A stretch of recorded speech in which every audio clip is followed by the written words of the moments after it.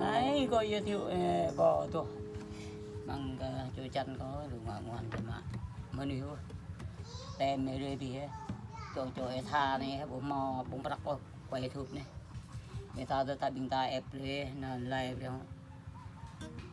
bộ nằm ta cho YouTube ngắn kia chắc lo bạn thân kia cho bay tre dân thật thôi.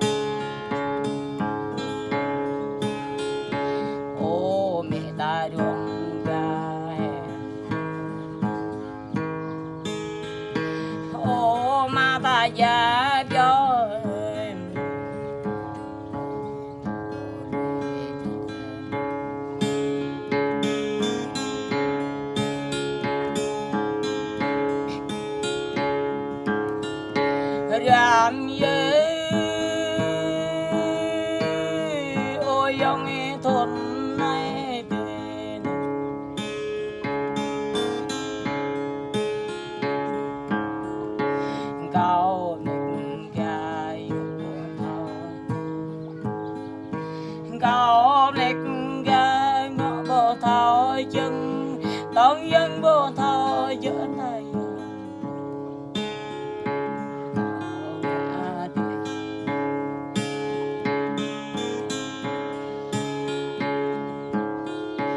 ô bà lần cao neo lên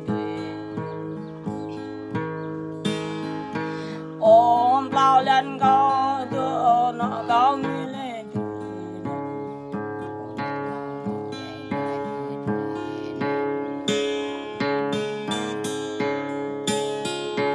ô mà có biết vậy lười ông tôi có xét nuôi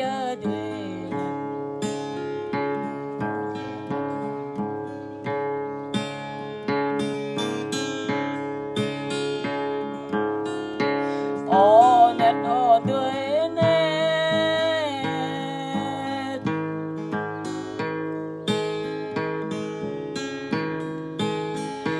có quay lù chẳng thâu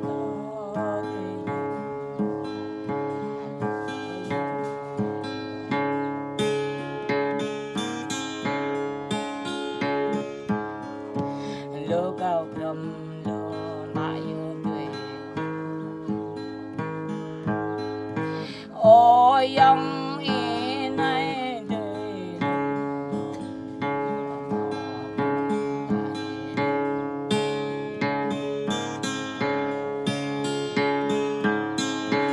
ô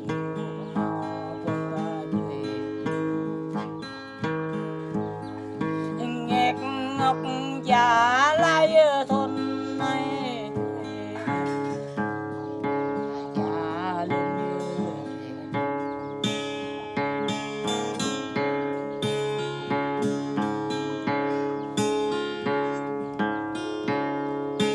ngất đuôi nét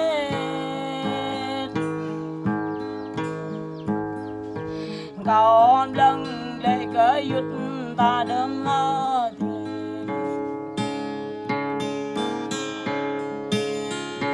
cao lần kệ cỡ yêu ta đơm ô ra có biết cả bờ cõi đuôi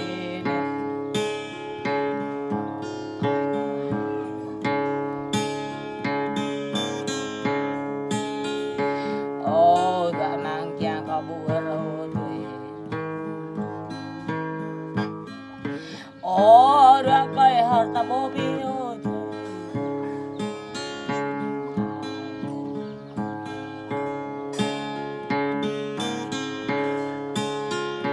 ô mình ta ta lười để bình nên đây ô đuôi nét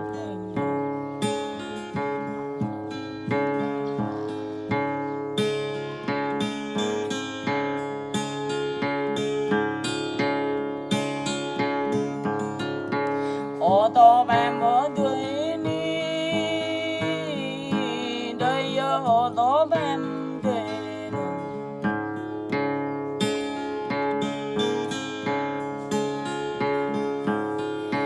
ta biết gì mau cao cho đuôi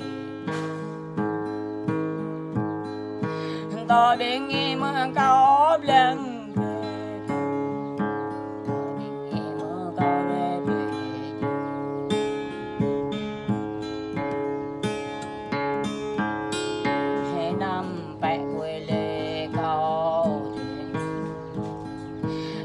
nam lưới đây ơi ông ấy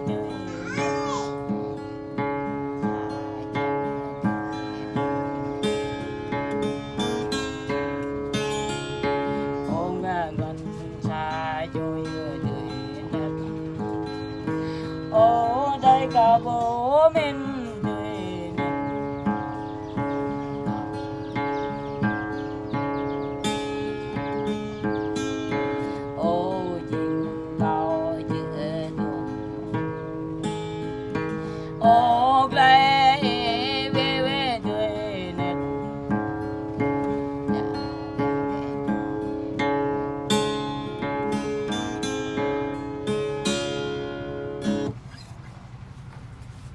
để dưới